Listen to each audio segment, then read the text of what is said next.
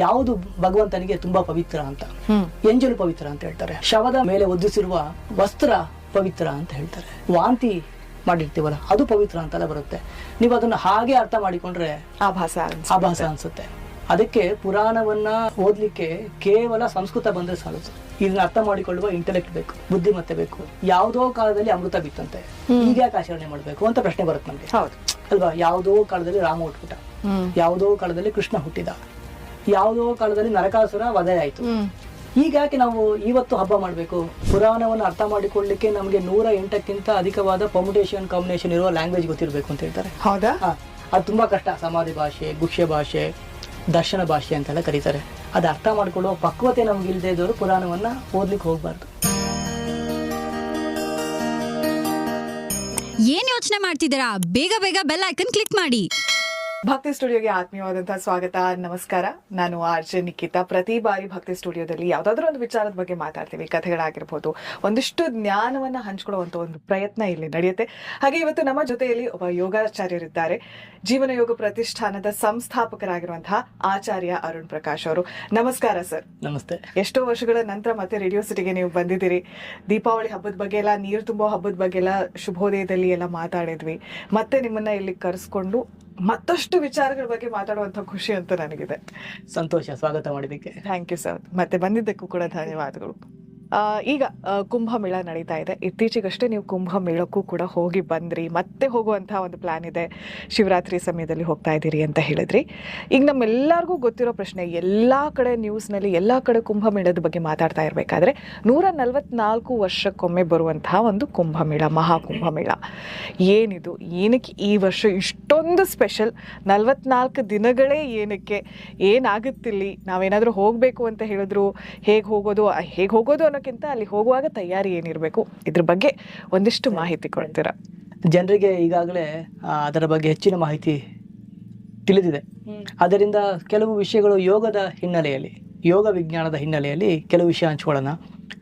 ಸರಳವಾಗಿ ಪೀಠಿಕೆ ಹೇಳೋದಾದ್ರೆ, ಸಮುದ್ರ ಮಂಥನ ಆದಮೇಲೆ ಆ ಕುಂಭದಲ್ಲಿ ಆ ಅಮೃತ ಇತ್ತಲ್ಲ, ಅದು ಆ ಬಿಂದು ಬಿದ್ದ 4 ಜಾಗಗಳನ್ನು ಗುರುತಿಸ್ತಾರೆ. ಒಂದು ಹರಿದ್ವಾರ, ಉಜ್ಜಯಿನಿ, ನಾಸಿಕ್ ಮತ್ತೆ ಪ್ರಯಾಗ.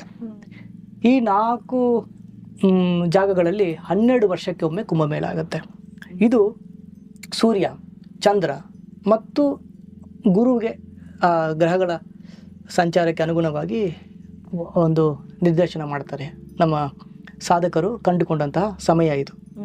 ಏನಕ್ಕೆ ಅಂತೆಲ್ಲ ತುಂಬಾ ಮುಂದೆ ಮಾತಾಡೋಣ. ನಿಮ್ಗೆ ಜಿಜ್ಞಾಸೆ ಇದೆ, ಅದ್ರ ಬಗ್ಗೆ ಮಾತಾಡೋಣ. ಇದು ಜ್ಯೋತಿಷಕ್ಕೆ ಸಂಬಂಧಪಟ್ಟ ಒಂದು ವಿಷಯ.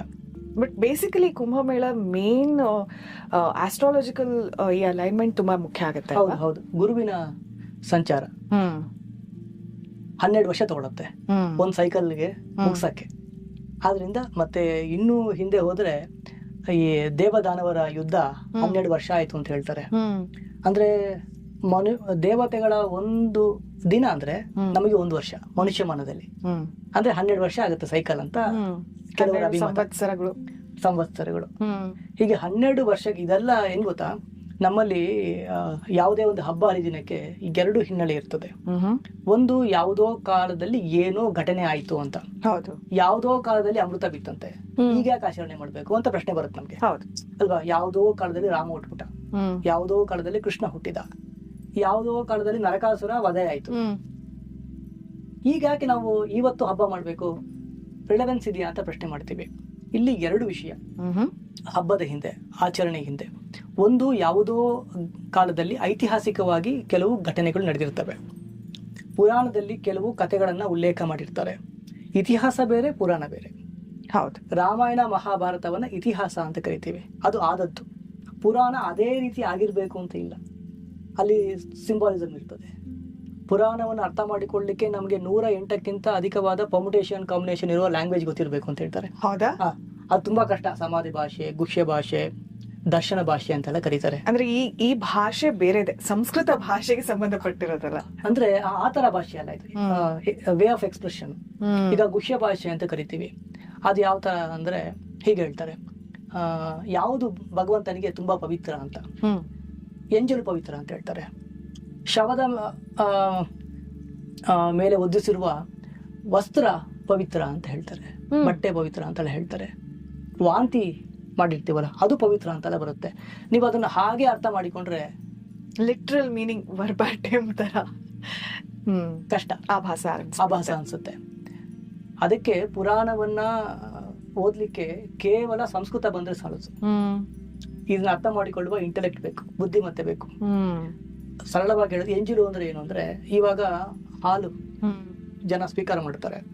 ಇವತ್ ನೋಡ್ತೀವಿ, ಅದೊಂದು ಕ್ರೈಮ್ ತರ ಅನ್ಸುತ್ತೆ, ಹಸುವಿಗೆ ಹಾಲು ಕುಡಿಯಕ್ಕೆ ಬಿಡಲ್ಲ. ಅದ್ರ ಮಗು ಕುಡಿಬೇಕಾದ ಹಾಲನ್ನ ನಾವು ಚೌರ್ಯ ಮಾಡಿ ಕುಡಿತೀವಿ, ಅದು ತಾಮಸ. ಅದಕ್ಕೆ ಶಾಸ್ತ್ರ ಹೇಳುತ್ತೆ, ಕೆಚ್ಚಲಿಗೆ ಮೊದಲು ಕರು ಬಾಯಿ ಹಾಕ್ಬೇಕು, ಅದು ಕುಡಿದು ಬಿಟ್ಟ ಹಾಲೇನಿದೆ ಎಂಜಲು ಅದು ಶ್ರೇಷ್ಠ ಅಂತ. ಶವದ ಮೇಲೆ ಬಟ್ಟೆ ಅಂದ್ರೆ ಏನು? ರೇಷ್ಮೆ ಶ್ರೇಷ್ಠ ಅಂತ. ವಾಂತಿ ಜೇನು ಅದು ಕಕ್ಕಿದ್ದಲ್ವಾ, ಇದು ಪೂಜೆಗೆಲ್ಲ ಉಪಯೋಗಿಸಬಹುದು ಅಂತ. ಅಂದ್ರೆ ಈ ತರ ಈಗ ಇಂತಹ ಕೋಡೆಡ್ ಲ್ಯಾಂಗ್ವೇಜ್ ಅಲ್ಲಿ ಹಲವು ವಿಷಯವನ್ನೇ, ಅದನ್ನ ಗುಹ್ಯ ಭಾಷೆ ಅಂತ ಕರೀತಾರೆ. ದರ್ಶನ ಭಾಷೆ ಅಂತ ಒಂದು ಬರುತ್ತೆ, ಅಲ್ಲಿ ಯಾವ ತರ ಅಂದ್ರೆ ನಿಮ್ಗೆ ಅನಿಸ್ಬೋದು, ಒಂದೇ ಪುರಾಣ ಒಂದ್ ಕಡೆ ಶಿವ ಶ್ರೇಷ್ಠ ಅಂತ ಹೇಳುತ್ತೆ, ವಿಷ್ಣು ಶ್ರೇಷ್ಠ ಅಂತ ಹೇಳುತ್ತೆ, ಗಣಪತಿ ಶ್ರೇಷ್ಠ ಅಂತ ಹೇಳುತ್ತೆ, ದೇವರೇ ಇಲ್ಲ ಅಂತ ಮಾತುಗಳು ಬರ್ತವೆ, ಹಿಂಗೆಲ್ಲ ವಿರುದ್ಧವಾದ ವಿಷಯಗಳು ಬರ್ತವೆ. ನಿಮ್ಗೆ ಅನಿಸ್ಬೋದು ವೇದವ್ಯಾಸರು ಒಬ್ಬರೇ ಬರ್ದಿದ್ದು ಒಂದ್ ಕಡೆ ಹೇಳಿದ್ದಕ್ಕೆ ಇನ್ನೊಂದು ಕಡೆ ವಿರುದ್ಧ ಕಾಣ್ತಾ ಇದೆಯಲ್ಲ ಅಂತ ಅನಿಸ್ಬೋದು ನಿಮ್ಗೆ.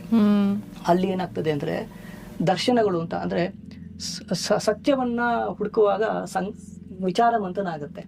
ಒಂದು ವಿಚಾರವನ್ನ ಒಂದು ವ್ಯಕ್ತಿಯ ಮೂಲಕ ನಿರ್ದೇಶನ ಮಾಡಿ ಇನ್ನೊಂದು ವ್ಯಕ್ತಿಯ ಮೂಲಕ ಇನ್ನೊಂದನ್ನ ಅಲ್ಲಿ ಚರ್ಚೆ ಮಾಡ್ತಾರೆ. ಇದು ದರ್ಶನ ಭಾಷೆ. ಹೀಗೆ ಮತ್ತೆ ಈ ಭಾಷೆ ಸಮಾಧಿ ಭಾಷೆ ಅನ್ನೋದು ತುಂಬಾ ಡೈರೆಕ್ಟ್ ಆಗಿರುತ್ತೆ, ಸಿಂಪಲ್ ಲ್ಯಾಂಗ್ವೇಜ್. ಸಿಂಪಲ್ ಲ್ಯಾಂಗ್ವೇಜ್ ಅಂದ್ರೆ ಯಾಕೆ ಹೇಳಿದೆ ಅಂದ್ರೆ, ಈಗ ಹಲವು ಪುರಾಣದ ಕಥೆಗಳು ಬರ್ತವೆ, ಜನರು ಇದನ್ನ ಮೈಥಾಲಜಿ ಅಂತ ಕರೀತಾರೆ, ಮತ್ತೆ ಅಪಹಾಸ್ಯ ಮಾಡ್ತಾರೆ ಕೆಲವರು. ಪುರಾಣ ಕತೆ, ಅಜ್ಜಿ ಕತೆ ಅಂತ ಹೇಳ್ತಾರೆ. ಅದು ಅರ್ಥ ಮಾಡ್ಕೊಳ್ಳುವ ಪಕ್ವತೆ ನಮ್ಗೆ ಇಲ್ದೇ ಇದ್ದವರು ಪುರಾಣವನ್ನ ಓದ್ಲಿಕ್ಕೆ ಹೋಗ್ಬಾರ್ದು. ಸಮಾಧಿ ಭಾಷೆ, ಈಗ ಭಾಗವತ ಓದಿದ್ರೆ ಡೈರೆಕ್ಟ್ ಆಗಿ ಅರ್ಥ ಆಗುತ್ತೆ. ಕೆಲವು ಪುರಾಣಗಳು ಬುದ್ಧಿದ್ದವ್ರು ಮಾತ್ರ ಓದ್ಬೇಕು ಅಂತ, ಅಂದ್ರೆ ಡಿಕೋಡ್ ಮಾಡುವ ಶಕ್ತಿ ನಮ್ಗೆ ಬೇಕು. ಅಷ್ಟು ಸಂಸ್ಕೃತ ಅಧ್ಯಯನ ಮಾಡಿದವರೆಲ್ಲ ಪುರಾಣ ಓದ್ಲಿಕ್ಕೆ ಆಗೋದಿಲ್ಲ. ಅದಕ್ಕೆ ಆದ ಒಂದು ಟರ್ಮಿನಾಲಜೀಸ್ ಇದೆ, ವೇ ಆಫ್ ಎಕ್ಸ್ಪ್ರೆಷನ್ಸ್ ಇದೆ. ಯಾಕೆ ನಾನು ಹೇಳಿದೆ ಅಂದ್ರೆ, ಈ ತುಂಬಾ ಜನ ಅಪಾಸೆ ಕುಂಭ ಅಂತ, ಇಲ್ಲೇ ಯಾಕೆ 4 ಬೀಳ್ಬೇಕಿತ್ತು, 4 ಹನಿ ಯಾಕೆ ಬಿತ್ತು, ಹಿಂಗೆಲ್ಲ ಪ್ರಶ್ನೆ ಮಾಡ್ತಾರೆ. ಅಂದ್ರೆ ಸರಿ, ಅವರ ಪ್ರಶ್ನೆ ಸರಿಯೇ, ಅದನ್ನ ಒಪ್ಕೊಳ್ಳೋಣ. ಬಟ್ ಪುರಾಣವನ್ನ ನೋಡುವ ದೃಷ್ಟಿಕೋನವನ್ನ ನಾವು ಬದಲಾಯಿಸ್ಕೊಳ್ಬೇಕು, ಇದ್ದಿದ್ದಾಗೆ ಅರ್ಥ ಮಾಡಿಕೊಳ್ಳೋದಲ್ಲ. ಅಂದ್ರೆ ಇನ್ಫಾರ್ಮಲ್ ಮೀನಿಂಗ್ಸ್ ಗಳು ಇರ್ತದೆ, ಸಾಕಷ್ಟು ಇರುತ್ತೆ. ಯಾಕೆ ಹೇಳಿದೆ ಅಂದ್ರೆ, ಹಬ್ಬಕ್ಕೆ ಯಾವುದೇ ಒಂದು ಆಚರಣೆಗೆ 2 ಮುಖ ಇರ್ತದೆ.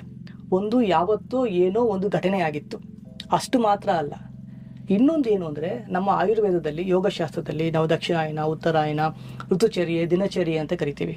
ಡೈಲಿ ರೆಜಿಮಿ ಹೇಗಿರ್ಬೇಕು, ಸೀಸನಲ್ ರೆಜಿಮಿ, ಒಬ್ಬ ಆರೋಗ್ಯವಾಗಿದ್ರೆ ಹೇಗಿರ್ಬೇಕು, ಮತ್ತೆ ಒಬ್ಬ ಕೃಷಿಕ ಮತ್ತು ಸಾಧಕನಿಗೆ ಪಂಚಾಂಗದ ಪರಿಜ್ಞಾನ ತುಂಬಾ ಮುಖ್ಯ. ಈಗ ಕಂಪನಿ ಕೆಲ್ಸಕ್ಕೆ ಹೋಗ್ತಾರಲ್ಲ, ಅವರಿಗೆ ಈ ಕ್ಯಾಲೆಂಡರ್ ಸಾಕು, ಸ್ಯಾಲ್ರಿ ಬರೋದು 30ನೇ ತಾರೀಕು 1ನೇ ತಾರೀಕು ಇಷ್ಟೇ ಸಾಕು ಲೆಕ್ಕಾಚಾರ ಅಲ್ವಾ, ಗೆಗೋರಿಯನ್ ಕ್ಯಾಲೆಂಡರ್ ಸಾಕು. ಆದ್ರೆ ಒಬ್ಬ ರೈತನಿಗೆ ಅವನಿಗೆ ಯಾವಾಗ ಮಳೆ ಬರುತ್ತೆ, ಮಳೆ ನಕ್ಷತ್ರ ಯಾವುದು, ಯಾವಾಗ ಬಿಸಿಲು ಬರ್ತದೆ, ಯಾಕಂದ್ರೆ ಪ್ರಕೃತಿಗೆ ಅನುಗುಣವಾಗಿ ಕೃಷಿಯನ್ನು ಮಾಡ್ಬೇಕಾಗತ್ತೆ ಅವನು. ಕರೆಕ್ಟ್, ಸರಿ.